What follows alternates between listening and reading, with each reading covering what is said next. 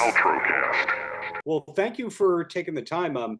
The new record that's still not out for another month or so, Embracing Dawn. When did you actually finish it? Well, I finished it actually probably August of last year. Yeah. And so we've been sitting on it for a little while. Got it. The bio goes into how it wasn't the record that you necessarily set out to make, but it's probably the most accessible thing that you've ever done. So, was there any hesitation to put it out once it was done?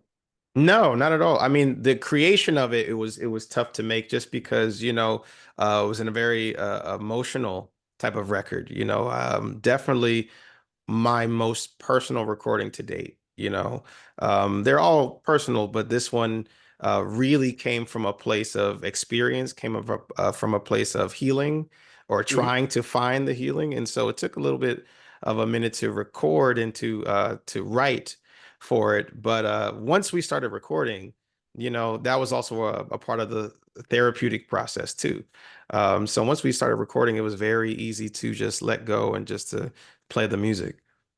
So, I'm sure every single night on your upcoming dates, you're going to play MMC, but are there plans to play most of the record live? Oh, absolutely, absolutely. I mean, MMC definitely has become the favorite so far, but I mean, there's a lot of different favorites that I'm hearing from different audience members and people that we get to talk to.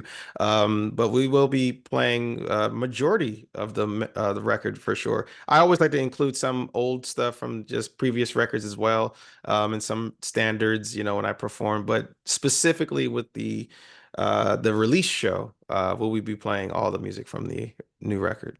Did Mac 10, I'm sorry, why did I say Mac 10? Great recorders. Mac Right. Avenue Records, a little bit of a difference right there. Did Mac Avenue hear demos or any of the album as it was being made? Not at all. Not at all. It was all which I appreciate, as a label, they have complete trust in my vision and where I'm going musically. So but I also was talking to them and letting them know, this is how I'm feeling, this is what the concept is, these are the emotions that I'm conveying. And so, I love them for that, for giving me that freedom. Got it. Similar deal with Christmas Stories. Yeah, yeah, very much so. I mean, that one was a little more hands-on just because of going through some of the legal moments of, can we record this tune? Can we not record this tune? Just because, are they public domain? Is it not? When you're dealing with Christmas songs. But for the most part, other than that, it was the choices that I made. I was able to make those choices. I was able to make, choose the songs that I wanted to record, and they were very much like, yeah, that sounds great. Cool. Well, aside from this new record, point of curiosity for me Yeah. is I know that you started playing piano really young, like 4 years old. And so you had very mature music taste from a young age. Were you ever into the bad stuff on the radio? Define bad stuff.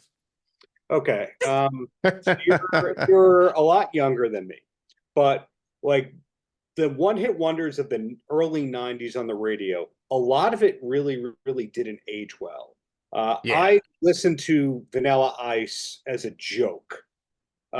So, for example, were you into CNC Music Factory, the equivalent of that for when you were like 10 years old before Right. you? Yeah. Yeah. I mean, again, I'm a music fan, right?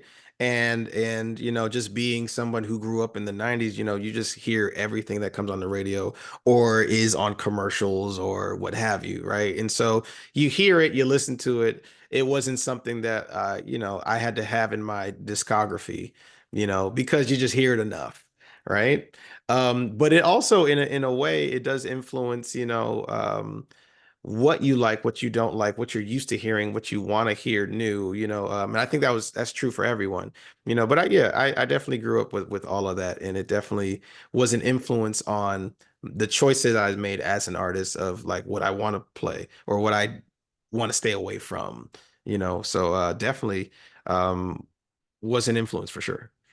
What did you play in the school talent show? Do you remember? um Well, one talent show, I remember I played a song. I had when you're a kid, you try to make a band with your friends. Yeah. So I tried to do that. And, of course, I am musically a lot higher than they were, but songs that we've created. I can't remember how the song went, but I'm sure it was about a girl, as they mostly are, and I remember we played that song, and yeah, I think there was like a rap verse, and like I do distinctly remember one of the members having like stage fright and forgot their lines, and so I ended up scatting like a solo, which which one was one does in that moment. So yeah, yeah, like that was what the talent shows look like. Your talent show performances sound better than mine, which is a good thing. But looking long term, is the Yeah. long term plan for you to be a Blue Notes kind of artist forever? Festivals? What's the long term game here? Because obviously everything changed once Be Water got the Grammy nom. Yeah, yeah. I mean, again, I think my long term is to affect the world positively, give people things to think about, give people things to feel. I think that and it's also just not even just audio recordings too. It's also having lectures. It's also the things Hmm. I'm involved in. I'm somebody who is a firm believer in institution building, so that's education. That's having conversations, again, not just with musicians, but with visual artists, with politicians. Like the thing is to change the scope of humanity, and if I can do that through song, if I can do that through my words, then I will do that. Does that mean that there's a Christian Sands Foundation that I don't know about?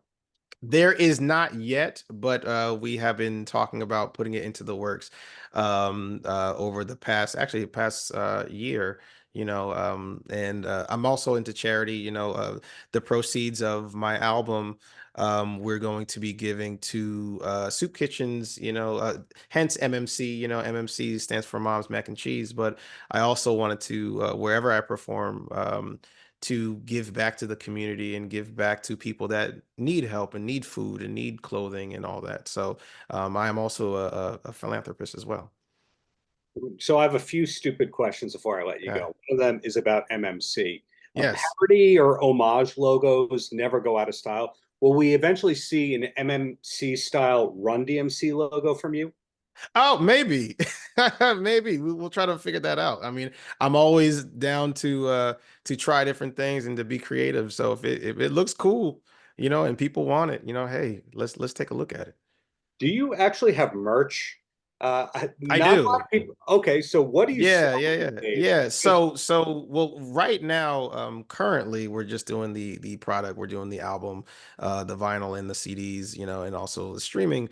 But currently, literally today, I've been working on designs for sweatshirts, hats. Working on a coffee table book as well. So, I take a lot of photography photos, and there's also just a lot of great photos of just the studio sessions that we've done over the years and the people that we've worked with and the people that we've met on the road, and so there's a lot of really interesting stuff that I want to share with my fans and people that are interested in art. do the photos on the road, let me rephrase that. A lot of artists I find that are musicians, but also photographers, that kind of stemmed out of boredom on the road, just sitting around. Yeah. Was that the case for you, or did you study Sort photography? of. Sort of. It was really about honestly taking photos for people that can't travel. Specifically, some family members, like I take photos for my grandmother or cousins where, they've never been to Paris or they can't go to Paris, right? Or for whatever reason. And then it went from that to just, hey, there's a lot of people that actually don't travel the way I travel. So let's take photos for them. Let's really kind of capture a moment where I can share, other than the music, I can also share what I'm seeing in my life, the things that I like, the things that I'm interested in, the things that I think they might be interested in too. So it started out as boredom, and then it went into a purpose, and so with, of course, with purposes come with study, right? So studying photography, studying different ways to edit, and just my view of things, and I'm still learning. I'm definitely an amateur for sure on that, but I'm definitely learning how to capture all the things that I want to see. So I've already heard too many skills and talents mentioned, but do you ever trade off instruments when nobody is watching the other Yeah, people in the band? definitely, Really? definitely. Well, I casually play bass, casually play drums if my brother will let me play drums. Drummers are usually more territorial, so they're usually like don't touch my drum set. So I try to get them on, but the majority of the instruments or dancing or any of that is really because I want to be able to write for people, and I want to be able to write for the instruments that I'm writing. So I'll get behind a drum set and be like, okay, well, this is actually possible for this. And so let me write this way, or this is the range of the bass, or this is the range of this Mhm. instrument. So let me actually be familiar with this. And then also be familiar with who plays it too, right? Because there's a lot of people, a lot of artists that actually create some things that really their instrument can't do, and they figured out ways to do it. So that's also something I do as well. Just, when I get to know people, I also write. So anytime you see any of my music and it says featuring someone, I've written that Hmm. piece specifically for their identity, their artistic identity in mind as well. So I'm always about paying attention, observing, and just trying to be familiar with the things that I'm doing. Wow. And speaking of bass, my last question, when you were playing with Christian McBride, how does that work in having two Christians in the same band? Do you go the last name mode? No, but when I was with him, I just basically figured if anybody was asking for Christian, they were talking about him. So I was just pretty much like, just yeah, if you really need my attention, then you'll like come and tap me. But other than that, it's probably for him. But being in the band with him for those years was so amazing. Learning so much musically, business wise, personally. I mean, the biggest thing that I learned from him that I tell anybody that I talk to, or students or any of that you are an extension of your music is an extension of you, right? So who he is on stage is who he is off stage. The reason he has this Wow. big sound is because he's got this big personality. Like it all adds up together. So that is one thing that I learned from just playing with him was like, man, we have so much fun off the bandstand. We have so much fun on the tour bus or in the airport. So when you hear us play, it sounds like that. Like we are literally playing inside jokes all the time, and so that's what you hear on the record. That's what you hear at the live performance. And so it's the same thing in my own bands too. That's one thing I took away from, like, if we're joking on before the gig, that joke is going to carry on into the set. Now you might catch it, you might not know what it is, but you're going to have a good time no matter what, because we're having a good time. Awesome to hear that. Well, thank you for the time. Thank you for the years of great art, and looking forward to the next gig in the New York area. Yeah, man, absolutely. Paltrocast.